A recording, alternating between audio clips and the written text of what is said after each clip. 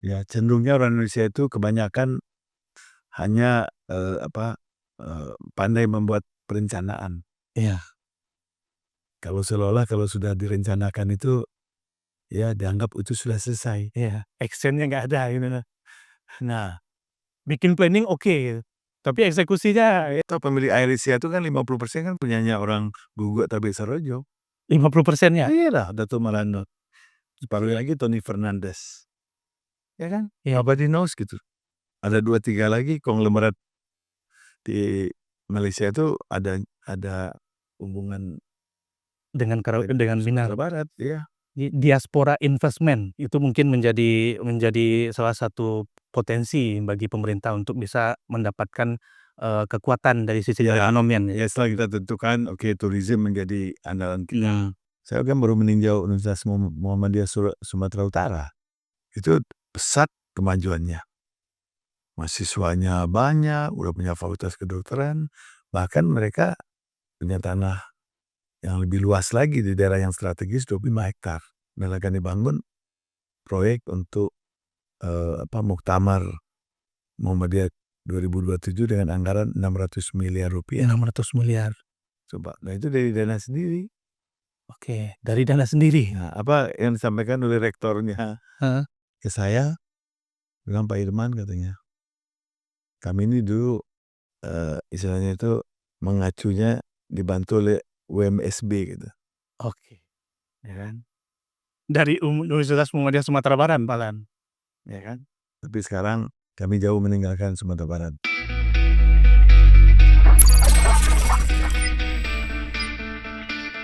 Baik, bismillahirrahmanirrahim. Assalamualaikum warahmatullahi wabarakatuh. Kembali berjumpa di podcast GDM 62. Nah, hari ini hari istimewa untuk podcast GDM 62. Kita kehadiran tamu Pak Irman Gusman, Ketua Dewan Pakar Lembaga UMKM PP Muhammadiyah. Kemudian juga beliau anggota DPD RI. Saya mau masuk langsung ini, Pak Irman. Oh, silakan. Pemerintahan ini tanggal 20 ini akan ada pelantikan secara bersama seluruh kota, kabupaten, dan juga provinsi. Ini kira-kira menurut pandangan Pak Irman terkait dengan Sumatera Barat, dengan wali kota baru, bupati baru, dan gubernur baru. Kira-kira apa pendapat Pak Irman? Ya, terima kasih Adinda ya, Rifki ya. Saya terima kasih diundang nih di GDM 62. Siap. Jadi saya mengapresiasi dulu nih upaya-upaya yang dilakukan oleh PWM Sumatera Barat di bawah pimpinan Buya Bahtiar ya. Saya lihat 3 tahun belakang ini progresnya begitu dasar. Ya, kita bangga lah, apalagi podcast ini memang sebuah media yang Untuk siar. untuk siar sangat efektif sekali. Nah, 2025 ini menurut saya sangat menarik. Oke. Pertama, kita baru saja memilih presiden. Presiden. Ya, dilantik Oktober 2024 ya. Untuk ketepatan juga adanya pemilu serentak yang dilakukan November 2024. Dan insya Allah sebagian besar akan dilantik gitu ya di 20 Februari 2025. Artinya ini suatu fase di mana pemerintah pusat, pemerintah kabupaten, kota, provinsi ya bersamaan dalam mencapai sebuah visi besar untuk menuju Indonesia emas.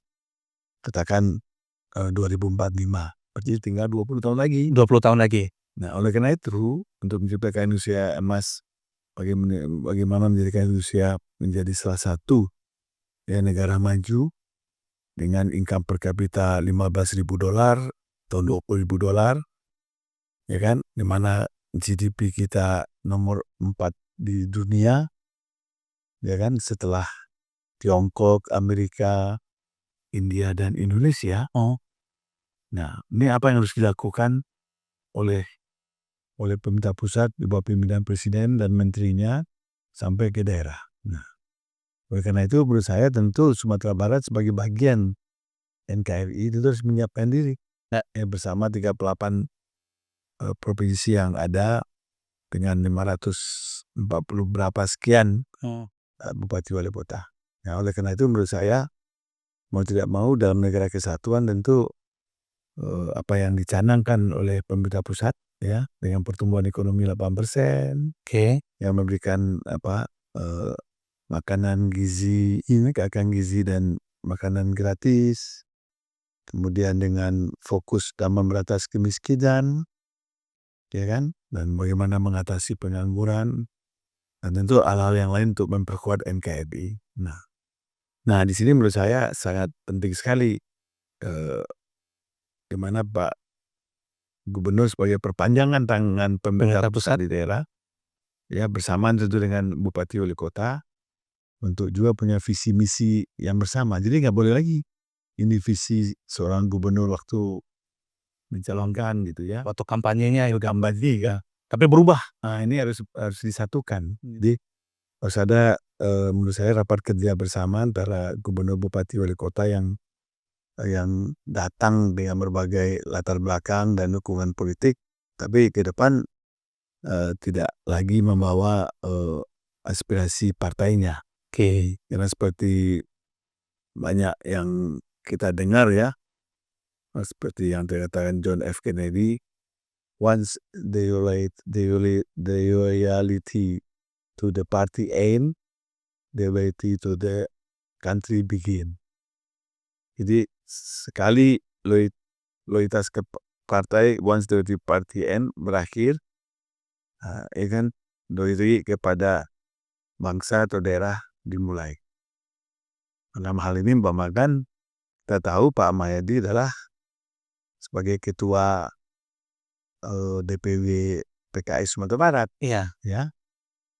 Tapi ke depan ya, untuk menselaraskan draft kemajuan untuk bangsa 2045, dia nggak boleh lagi loyal kepada partainya. Iya.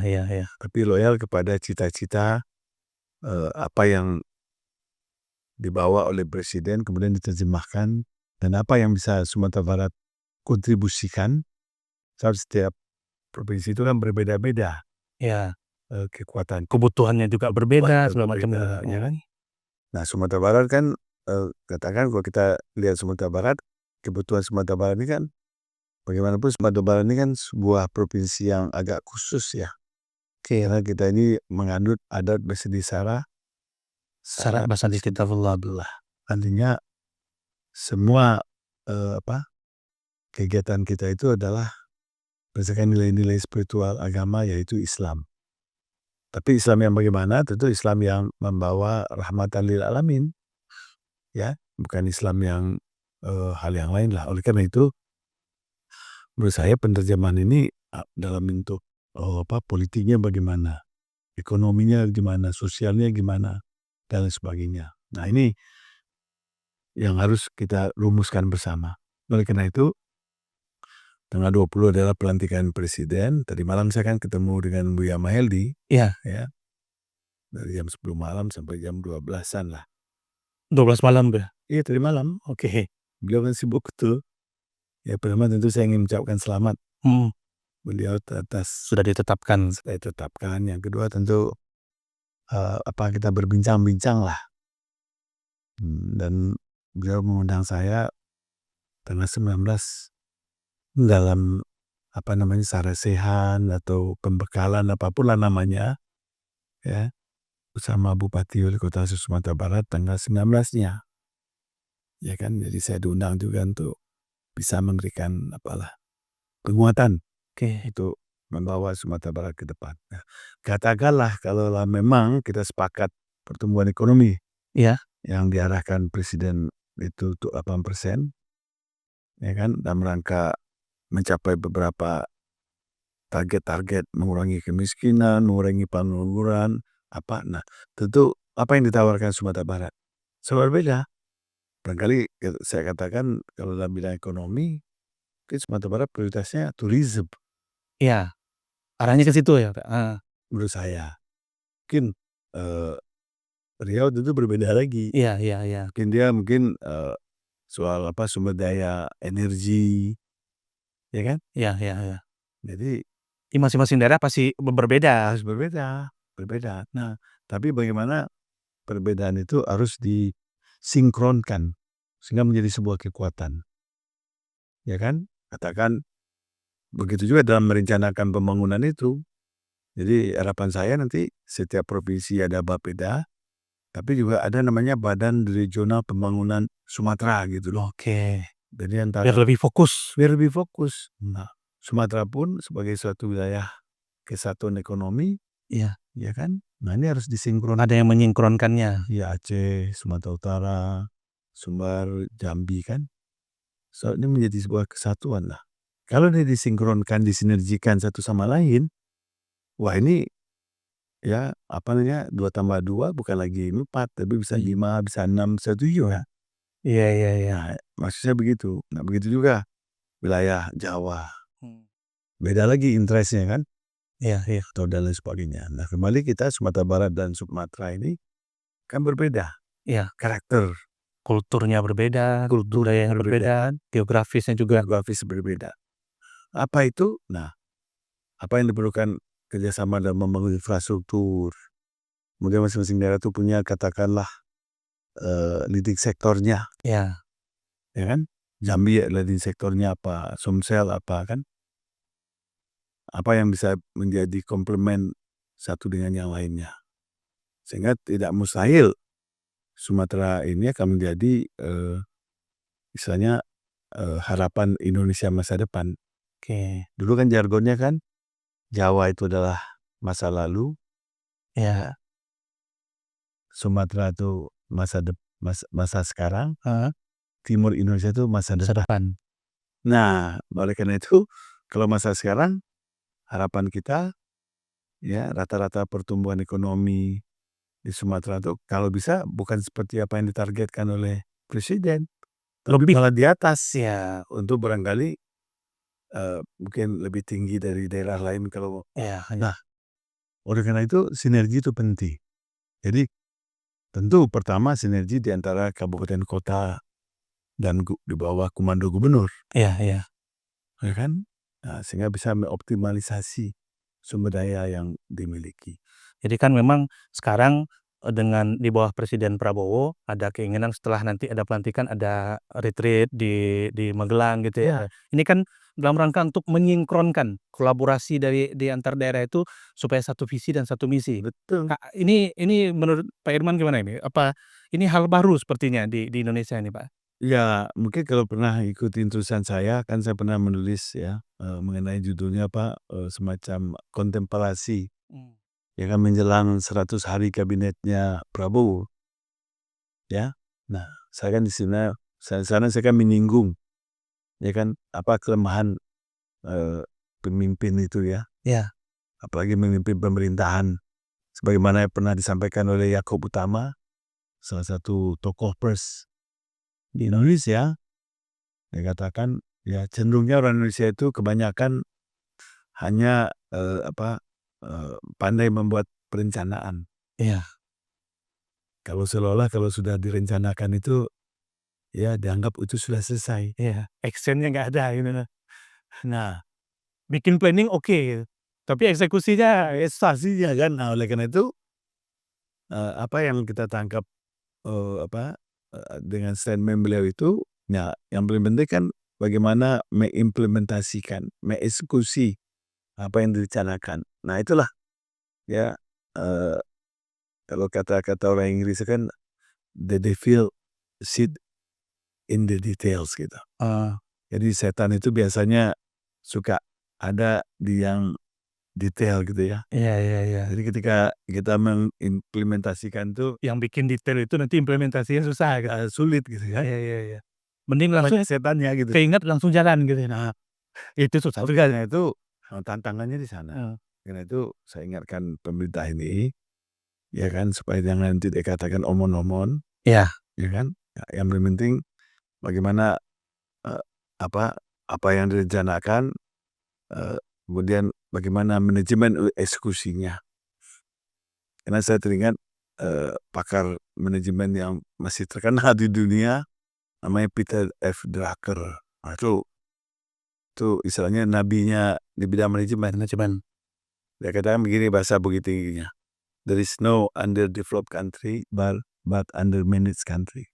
Nggak ada negara itu yang terbelakang, tapi hanya salah kelola. Oke, salah kelola ya.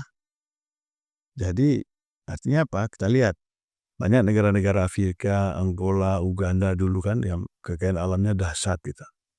Kalau kita paling-paling dibanggakan apa sih? Ya paling emas dikit juga, minyak bumi. Ini punya berlian coba, tambang berlian, mau, ya kan? Mau apa? Tambang yang paling mahal itu kan tambang intan berlian kan? Iya. 1 karat aja berapa nilainya kan? Besar itu. Kan? Tapi kok tidak berimbas terhadap Negaranya.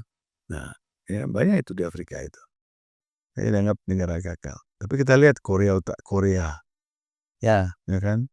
Apa miliki Taiwan, ya kan? Siap siaga terus, seolah mau dicaplok sama Tiongkok. Jadi Singapura lah lebih dekat, nggak punya apa-apa. Tapi Tapi negaranya bisa maju dan terkemuka. Kenapa? Karena dia punya leadership dan dia punya manajemen leadernya. Nah, itu yang membedakan. Ingat aja, Indonesia di tahun 62, tadi kan GDM 62, kita mulai di tahun 62. oke, pas 62. Korea Selatan waktu itu presidennya Pak Chung-hee.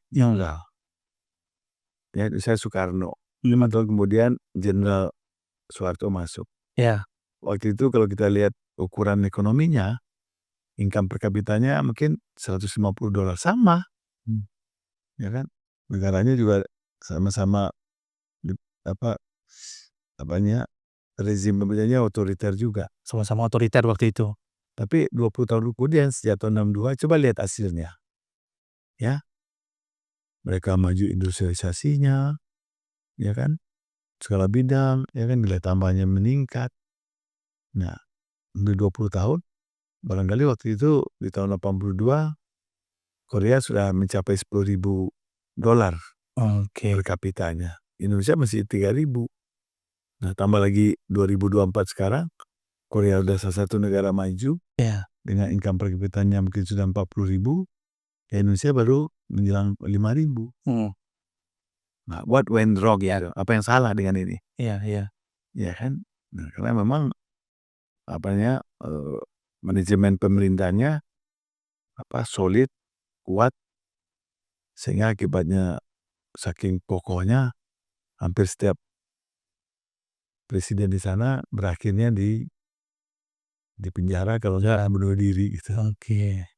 Nah, kalau melihat sekarang Pak Irman di Indonesia, ini kan baru pemerintahan baru. Kira-kira arahnya seperti apa ini, Pak? Apakah on the track kah atau ada hal-hal lain mungkin yang perlu diperbaiki lagi?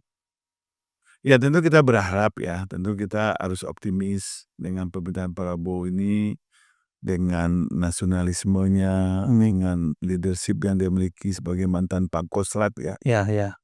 Ya kan, ya karena pada rezim sebelumnya pemerintah ini kan relatif kan longgar gitu dong presidennya ya, sehingga banyak terjadi yang boleh kita sebutlah seolah nggak ada no leadership gitu ya, kan makin ke ujung sini kan makin kelihatan gitu Iya. ya, tapi itu fakta gitu Oke. ya kan. Nah, tentu Pak Prabowo harus membenahi ini semua gitu loh. Oleh karena itu harapan saya ya belajar dari 10 tahun tentu ya ada yang kelihatan yang fisiknya maju tapi at what cost gitu. Berapa biayanya kan? Iya. Ya, utang makin menumpuk. Iya. Ya kan, kemiskinan makin tinggi. Meningkat. Pengangguran makin meningkat. Banyak terjadi PHK, deindustrialisasi, ya, indeks corruption kita meningkat gitu loh. Ya kan, sekarang dasar korupsinya pegawai di Mahkamah Agung aja bisa nyimpan uang 1 triliun di rumah, bayangin kan? Korupsi tambang aja ratusan triliun. PR-nya banyak sekali ya, Pak Irman? Menurut saya kok iya. Oleh karena itu Indonesia sekarang kan tidak dalam keadaan baik-baik saja. Ya, oleh karena itu setuju saya ya harus lebih disiplin. Penghematan perlu ya, tapi jangan sampai penghematan itu menghambat pembangunan. Sebab kalau terlalu keras kerannya juga di terlalu kunci nanti takut. betul nanti nggak ada padahal kita punya target pertumbuhan 8%. Iya. Yang penting efisien dan tepat sasaran gitu loh. Nah, terkait dengan penghematan nih Pak Herman. Ya.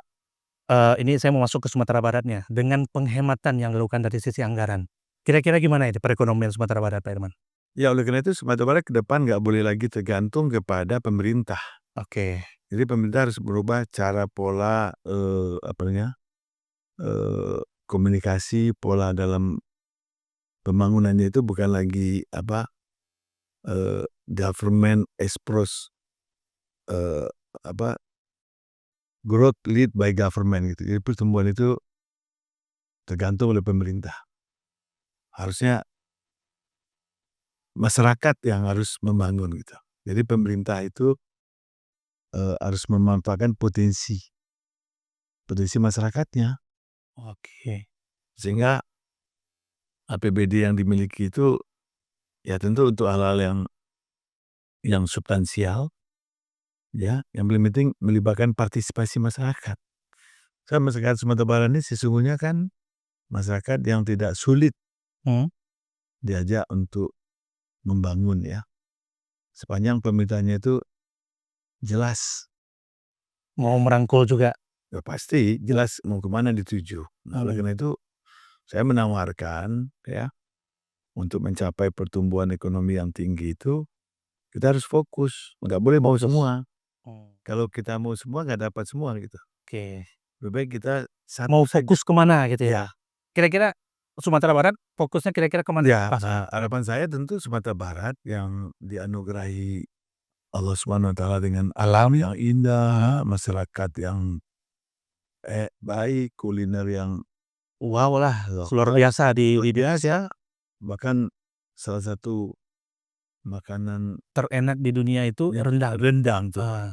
Ya kan? Itu anugerah terbesar bagi Sumatera Barat. Terbesar. Ya kan? Lihat aja sekarang tumbuh berbagai restoran-restoran Padang yang dulu kita nggak kenal menjadi ikon-ikon orang untuk kuliner. Bukan hanya di Sumbar, tapi di luar daerah Sumbar juga tuh jadi ikon. Jadi kalau kita melihat Sumatera Barat itu nggak bisa melepaskan juga orang Sumatera Barat di perantauan. Perantauan, iya. Karena hubungan mereka erat. Jadi kontribusi orang Minang di rantau itu untuk kemajuan ekonomi Sumatera itu nggak kalah besarnya juga. Itu harus dirangkul. Iya. Itulah yang membuat Tiongkok maju, India maju. Karena dua negara itu maju itu diawali dengan India diaspora, Tiongkok diaspora.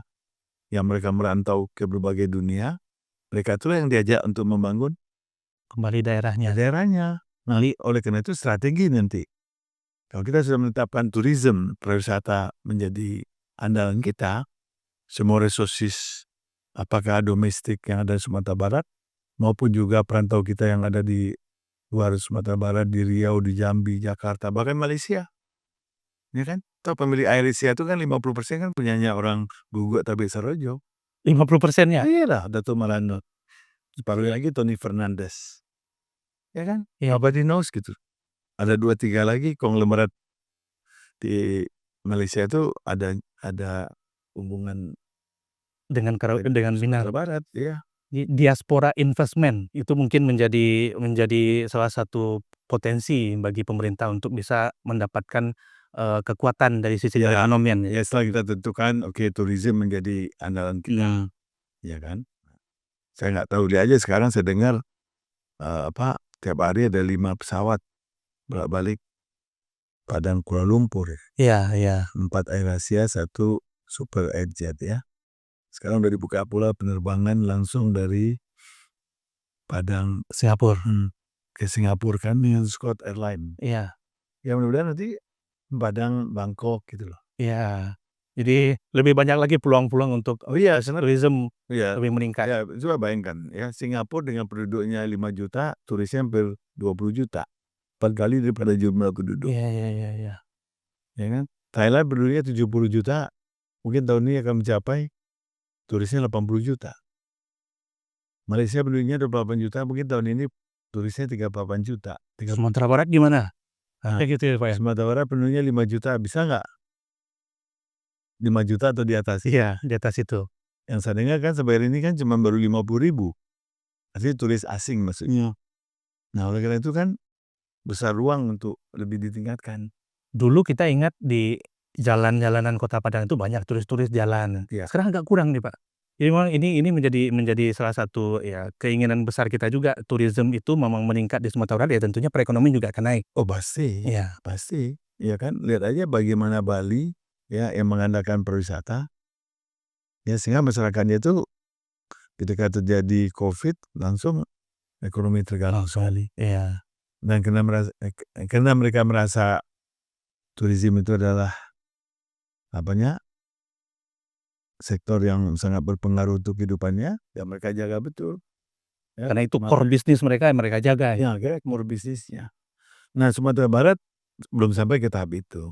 Oke. Oleh karena itu pemerintah harusnya memberikan awareness gitu, kesadaran pada masyarakat. Ya bagaimana tourism itu bermanfaat untuk Mulai memikirkan secara serius ya Pak ya? bukan harus memikirkan, harus melaksanakan secara serius. Nah tentu pariwisata yang cocok dengan kultur kita ya. Keelokan daerah, ya keramah tamahan masyarakat. Tentu istilahnya itu turis di Bali tentu segmennya berbeda dengan Iya. turis di Sumatera Barat. Iya. Nggak ada masalah, jangan jadikan agama itu jadi kendala. Malahan bisa jadi ciri khas halal tourism gitu ya? Ya kita nggak perlu sebut halal atau tidak halal. Iya iya. Ya artinya udah pasti orang tahu lah Iya. Sumatera Barat itu seperti apa? hal itu, ya kan? Jangan kita terlalu itunya dulu yang dikedepankan. Ya. Yang penting kan dia tentu Sumatera orang udah tahu lah kalau kita kan makanan, Iya. itu kan udah pasti ya. Alamnya. Ya kan? Jadi yang paling penting bagaimana hygiene-nya gitu. Apa namanya itu, kebersihannya, prosesnya. Kalau kata kan kita halal kan cara motongnya juga Bagaimana prosesnya prosesnya gitu kan. Kira kan halal tuh hanya lafazannya tapi cara motongnya Iya. lebih zalim lagi bahasa orang. Jangan sertifikasinya saja yang dikejar, tapi ya prosesnya juga Iya. tetap harus dijaga gitu. Iya. Kan nggak mungkin kan orang kalau ke Sumatera Barat katakanlah mau cari makanan yang babi gulingnya enak kan nggak mungkin. Tapi Udah pasti ya. Orang juga ingin menikmati rendang buatan di Minangkabau. yang asli dari Minangkabaunya gitu, yang langsung dari daerahnya. Itu kan turis-turis yang mau datang ke sebuah tempat kan sudah mempelajari juga Iya. apa yang menarik oleh dia. Itulah aja yang dikembangkan. Ya, kalau menurut saya Sumatera Barat itu turisme yang berbasiskan budaya. Iya iya. Ya kan? Oke, ini kan Pak Irman juga Ketua Dewan Pakar UMKM, Lembaga UMKM PP Muhammadiyah. Ini bagaimana? Karena tadi kita sudah cerita tentang tourism segala macamnya, pasti tentunya ada kaitannya juga dengan UMKM. Nah ini gimana menurut pandangan Pak Irman? Jadi setelah sektor apa yang ingin kita kembangkan, tentu kita harus memikirkan siapa pelakunya. Pelakunya. Oleh karena itu pelakunya itu kan adalah entrepreneur, Ya. bisnis entrepreneur. Ya kan, yang kita kan travel bureau kan namanya, yang jasa sewa mobil, yang jadi tour guide. Ya kan, gak usah itu yang gede-gede kan. Itu yang kuliner, ya kan, Ya ya ya. restoran, ya berbagai level lah. Hotel, banyak sekali turunan pariwisata itu kan. Nah oleh karena itu kan sebagai besar, kalau pariwisata itu multiplier efeknya banyak. Ya. Dan terutama lebih menyentuh middle lower class ekonomi. Ya kan? Kalau kita bangun industri kan pertama investasinya besar. Ya paling-paling kan hanya berapa ratus karyawan gitu ya. Tapi kalau pariwisata itu kan bergerak semua kan. Bergerak hulu hilirnya panjang proses prosesnya. ya kan. Nah oleh karena itu yang paling penting usaha menengah kecil itu harus kita berdayakan. Ada yang luput kita perhatikan, Masa seorang entrepreneur itu tidak hanya lahir, ya. Jadi kan pamilnya kan kalau di Indonesia itu yang bisa dagang itu dikaitkan dengan etnis tertentu gitu. Iya. Orang Cina pasti pandai dagang, Iya. orang Padang kan, Iya. orang Minang lah, Iya. atau orang Banjar, orang Bugis, orang Tasik, kan gitu kan. Iya, iya. Ada stigma begitu. Nah, tapi sesungguhnya dalam konsep entrepreneur yang modern itu, menjadi pengusaha itu bisa dilatih. Oke. Ya. Oleh karena itu kita harus melatih, Mempersiapkan. apa, bibit-bibit, ya, katakan tamatan perguruan tinggi gitu ya. Kita tahu untuk bekerja di sektor pemerintah kan makin mengecil, Iya, iya. yang tamat membesar. Iya. Di swasta pun juga ada pun industri masih kurang. Nah, mereka-mereka ini kan bibit-bibit unggul kalau kita beri pelatihan gitu. Apa itu entrepreneurship kan, kewirausahawanan. Nah, pemerintah nanti Masuk untuk mengembangkan ini. memberikan fasilitasi, apa itu segala macam kan. Itu kan kalau saya bandingkan saya jadi entrepreneur tahun 88 dulu, berarti 37 tahun. 7 tahun yang lalu. Iya kan? Iya. Dengan sekarang itu jauh fasilitasnya mudah sekali. Ada internet, ada YouTube, ada media sosial, ada segala macam yang bisa diakses. Jualan online pun sudah bisa sekarang. Oleh karena itu soal UMKM itu bukan soal besar kecil lagi. Iya. Soal siapa yang cepat, Dan siapa yang mau. siapa yang mau. Jadi dulu persaingan tuh antara yang besar dengan yang kecil kan. Iya. Kalau sekarang bukan lagi, besar kecil itu size itu nggak penting. Iya, iya, iya. Karena kemajuan teknologi itu kan. Ya kan, saya dengar tuh ada sebuah kuliner di Bukit Tinggi yang jual iti itu loh. Itu lado hijau. Lado hijau. Kalau zaman saya dulu kan kalau mau menikmati itu saya harus ke Bukit Tinggi. Iya. Kalaupun dipesan bawa ke Padang lagi, rasanya 3 jam setelah itu kan beda aja ya. Iya. Ya kan? Apa kan. Tapi sekarang dengan kemajuan internet kita Tinggal klik. jadi nggak perlu lagi ke Bukit Tinggi. Iya. Tinggal di Gosen. Iya, iya, iya. Tidak, jadi batas tuh nggak ada lagi. Ya harus saya ke Bukit Tinggi, mau saya di manapun kan sepanjang ada apa tuh namanya kargonya. Jaringan ekspedisinya sampai makanannya ke tempat kita. Kita tempuh 6 jam gitu kan. Iya, iya. Sehingga meledak itu omsetnya. Ya. Iya. Karena e-commerce dan sebagainya kan. Itu mana kepikiran. Ya, dulu nggak ada yang kayak gitu, Pak. Ya nggak bisa juga Pak. Oleh karena itu mari kita berlomba-lomba, apalagi Sumatera Barat yang dikenal gudangnya entrepreneur. Ya, kita punya sejarah yang besar lah, ya, banyak melahirkan tokoh-tokoh bisnis. Ya, zaman Asyimning, zamannya Pak Tamin, banyak loh waktu itu kan. Nah, sekarang ke depan pemerintah harus melakukan pelatihan-pelatihan gitu. Ya kan, karena apa yang saya pahami soal entrepreneurship, ya bisnis entrepreneurship, ada kredonya begini, it may take a revolution to gain a political freedom. Jadi coba bayangkan ya, kalau kita ingin mendapatkan kebebasan politik seperti yang kita nikmati sekarang demokrasi, Iya. dibutuhkan revolusi. Ya, yang terjadi tahun 98 jatuhnya rezim otoriter. Iya. Makanya kita bisa menikmati demokrasi hari ini. Kan berat itu cost-nya. But if you want but it may take revolution to get, but it only need hanya diperlukan entrepreneurial spirit, ya, semangat kewirausahaan to gain the economic freedom. Mana lebih penting, kebebasan politik atau kebebasan ekonomi? Kebebasan ekonomi. Ekonomi kan. Nah, hanya diperlukan semangat kewirausahaan. Kewirausahaan. Apa itu? Kreativitas, inovasi, kemandirian, ya, punya tahu apa yang dilakukan. Nah, dan itu sebetulnya kualifikasi seperti itu ada di Minangkabau.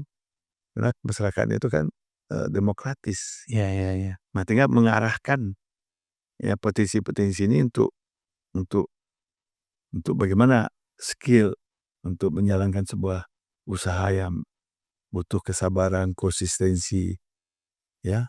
Tidak ada menjadi ada, dari ada kecil bisa jadi Menengah, besar, jadi besar dan sebagainya, kan. oke. Ya, bagaimana kita memberikan inspirasi, memberikan pelatihan, ya kan? Jadi infrastruktur itu yang harus disiapkan dari sekarang oleh pemerintah untuk bisa mengembangkan entrepreneurship di Sumatera Barat. Ya, menurut saya itu namanya soft infrastructure gitu. Soft infrastructure. Hard infrastructure ya. Terus hard infrastructure itu kan mungkin yang fisik kali ya. Pak Irman, bagaimana pandangan Pak Irman terhadap Muhammadiyah Sumatera Barat hari ini? Ya, apa yang saya lihat Muhammadiyah 5 tahun terakhir itu sangat menggeliat lah, Ya, ya. Khususnya pada apa ya, pada pengurus PWM yang sekarang ya. yang periode ini ya, Periode sekarang itu saya melihat kombinasi pengurus wilayahnya itu latar belakangnya itu menarik gitu. berbagai macam. Iya. Ada pengusahanya, ada ustadznya, ada segala macamnya. Teknisinya, Iya iya iya. ada pegawai negerinya, Heeh. ada entrepreneur-nya, ya, ada, ya menurut saya dinamis gitu loh, ya. Nah, itulah yang menghasilkan, dinamika-dinamika baru kan. Bahkan yang paling menarik, Muhammadiyah sekarang Sumatera Barat mencoba menggeser Mhm.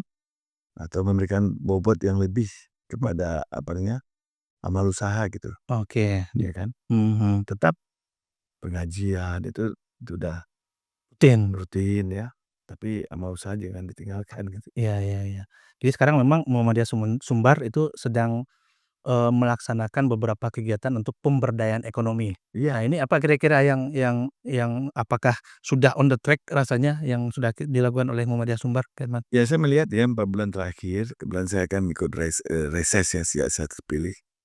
Ya, saya udah hampir mengunjungi PDM hampir 70% kali ya. Di Sumatera Barat? Iya, mulai dari Agam, saya masuk 50 kota, Payakumbuh, Pasaman Barat, Pasaman, Tanah Datar, Padang Panjang, Padang. Coba 2 kali reses aja sudah, ya kan. Iya iya. Nah, hanya tinggal 4, 5 lagi aja yang belum. Saya lihat PDM-PDM-nya udah mulai bangkit. Menggeliat. Menggeliat, contoh di Tanah Datar. Itu PDM-nya punya punya obsesi besar untuk membangun rumah sakit, Oke. ya kan? Iya. Bukan rumah sakit ece-ece, 150 kamar. Nah, di mana lokasi yang strategis, dan sekarang sekolah itu mau dipindahkan dan tanah itu mau dirubah jadi rumah sakit Muhammadiyah yang modern coba, kan? Itu investasi mungkin 150 miliar. Malah saya dengar juga saya ke Pasaman Ya. Barat, nginap saya di Talu. Nginap di Talu? Oh iya, Dan saya lihat ya kan masyarakat PDM itu semangat sekali untuk memberdayakan ekonominya, untuk membangun, kebun kopi oh ya, 500 hektar bahkan. 500 hektar? Nggak main-main kan. Saya lihat itu, saya dorong. Iya. Kemudian mungkin juga di Payakumbuh Hmm. mau bangun coklat gitu, ya kan, Coklat. ya kan. Coklat juga menarik gitu. Ya, ya sesuai maunya dia, ada yang maunya rumah sakit, Iya iya iya. ada yang maunya kebun kopi, Sesuai kebutuhan masing-masing daerah ya, sesuai potensinya, potensinya. potensi yang ada. Jadi mungkin di Padang apalagi gitu ya. Dan ada lagi, ada bikin jasa umroh, percetakan dan sebagainya, ya kan. Jadi berlomba-lomba PDM itu. Jadi menurut saya itu pergeseran yang menarik, ya. Oke. Ya, sekarang kelihatannya Muhammadiyah, percaya ke depan ini amal usaha pun harus menjadi prioritas gitu. Di nasional pun mungkin saya lihat juga begitu kan. Sedang menggeliat juga untuk mengembangkan ekonomi. Ya kan, bahkan tambang pun mau dimasuki juga gitu. Oke. Terlepas apa kontroversinya, Iya. ya buat saya sih kalau ada opportunity, kenapa tidak? Iya iya iya. Mungkin orang mengatakan image tambang itu negatif, ya mudah-mudahan dengan Muhammadiyah kita menjadi contoh bagaimana melakukan penambangan itu yang baik gitu. yang peduli lingkungan ya, yang memperhatikan masyarakat kan. Ya kan kenapa kok Tetap berpatokan ke situ, ya orientasinya tetap ke masyarakatnya. tentu dong, ya kan? Jadi kan udah menarik. Iya iya. Nah, Nah, jadi menurut saya ini sudah on the track lah apanya. saya rasa on the track, tinggal diakselerasi saja. 2025 ini Pak Irman kebetulan 1 abad Muhammadiyah di Sumatera Barat. Ya, Muhammadiyah itu lahir di Jogja, besarnya di Ranah Minang. ya. Ini menurut pandangan Pak Irman, apakah ini sudah masih terjagakah slogan ini, Pak Irman? Ya sebenarnya slogan itu ya dulunya saya agak skeptis kan, Oke. ya. Kenapa? Faktanya kan indikator yang disebut maju di Sumatera Barat kan nyaris tak terdengar gitu. Iya iya iya iya. Ada pergeseran lah. Kalau kita lihat kemajuan perguruan tinggi apa di Jawa terus kuat Ya, ya kan. Nah itu kan Muhammadiyah itu lahir di Jogja, besarnya di Ranah Minang. di Ranah Minang. Mungkin tahun 50-an ya. Karena mungkin Kita mencetak tokoh-tokoh besar. ya tuntutan dan tantangannya kan. Iya iya. Tapi di era 90-an kan boleh kita katakan kita tertinggal. Udah mulai bergeser ya, Pak? Ya kan. Contoh aja indikatornya bidang pendidikan gitu. Ya, dari sekian perguruan tinggi Muhammadiyah yang ada di Nusantara ini, saya kan baru meninjau Universitas Muhammadiyah Sumatera Utara seminggu lalu, Iya. kunjungan kerja saya. Itu pesat kemajuannya. Mahasiswanya banyak, udah punya fakultas kedokteran, bahkan mereka punya tanah yang lebih luas lagi di daerah yang strategis 25 hektar. Dan akan dibangun proyek untuk Muktamar Muhammadiyah 2027 dengan anggaran 600 miliar rupiah. 600 miliar. Coba, nah itu dari dana sendiri. Oke, dari dana sendiri? Nah, apa yang disampaikan oleh rektornya Heeh. ke saya, bilang Pak Irman katanya, kami ini dulu istilahnya itu mengacunya dibantu oleh UMSB gitu, Oke. ya kan? Dari Universitas Muhammadiyah Sumatera Barat malahan? Ya kan? Tapi sekarang kami jauh meninggalkan Sumatera Barat. Nah, ya saya berdalih gini aja, orang tua yang sukses itu kan anaknya lebih banyak, anaknya lebih besar, iya kan? Tapi itu kan jawaban hanya menghibur diri, tapi faktanya, Iya iya. ya kan? Ada PR besar di Ada PR besar.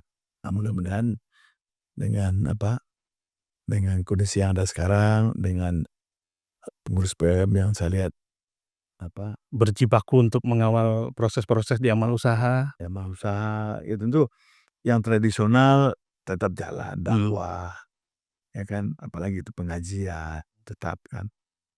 Tapi bagaimana amal usaha bidang rumah sakit ditingkatkan, amal usaha bidang pendidikan dorong, yang lain-lain sebagainya di bidang kebun, apapun lah, atau nanti di bidang turisme, ya kan? Mana tahu nanti Muhammadiyah Sumatera Barat salah satu tour operator pariwisata Ya, yang terbesar di Sumatera Barat kan, iya. punya sekian puluh Bus wisata, wisata, tour guide-nya sudah tersertifikasi dan segala macam. hotel resort yang bagus. Karena Muhammadiyah punya tanah wakaf yang juga banyak yang harus diproduktifkan. Iya, Iya iya iya. kenapa enggak itu gitu loh. Oke, Nah, jadi cuma makan. siap. Jadi banyak catatan yang juga, menjadi hal yang penting bagi pengurus wilayah Muhammadiyah Sumatera Barat untuk bisa membersamai di tahun 2025 dan ke depannya. Iya, artinya kan selaras juga dengan pembangunan nasional ya, untuk mencapai target pertumbuhan 8% itu kan dengan asumsi supaya kita tingkat kesejahteraannya meningkat, penganggurannya berkurang, Ya. tingkat kemiskinannya juga berkurang. Nah, apa yang Sumatera Barat bisa kontribusi?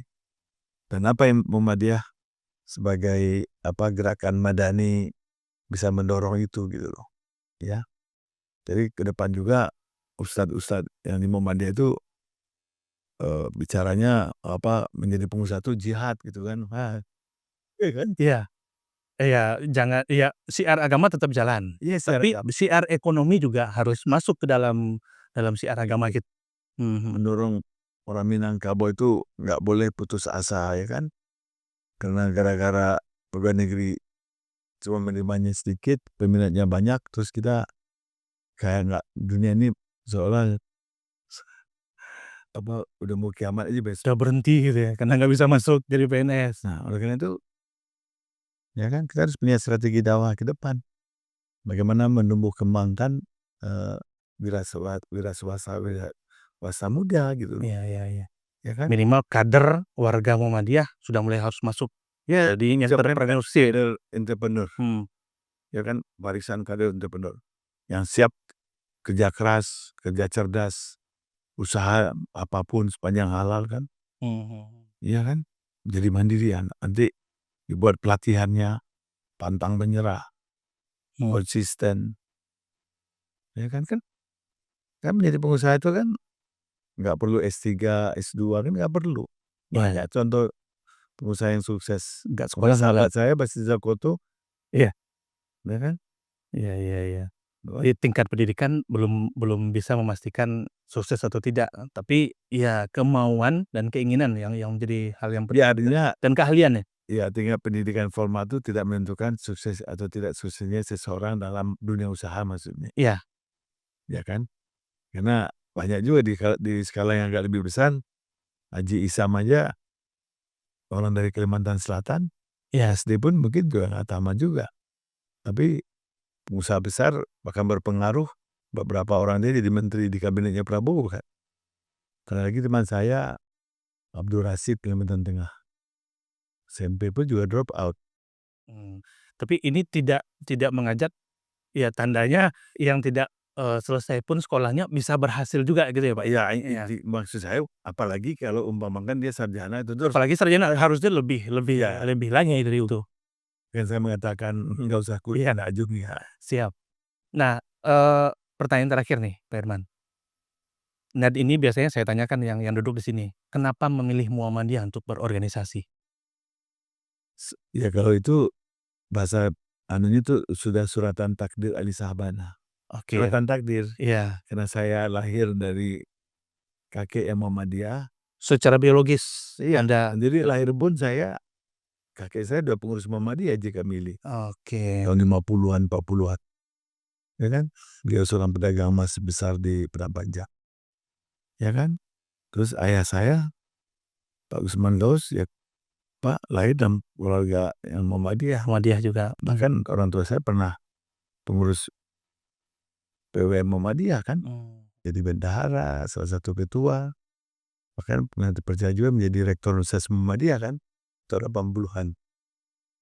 Yang saya, jadi saya Muhammadiyah itu karena biologis barangkali. Biologis. Ya kan? Jadi kenapa nggak memilih. Iya. Kayak saya agama saya ke Islam ya udah begitu aja. Sudah kodrat dari lahir dari Muhammadiyah. Oleh karena itu, ya saya bilang, ya kalau tanya partai saya apa ya Muhammadiyah.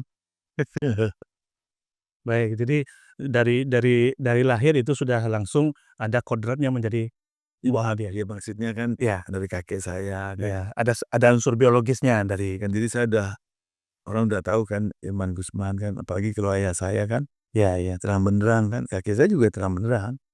Dia bendahara Muhammadiyah di Padang Panjang, mengurus tawali, Masjid Taqwa, semua tauhid kan.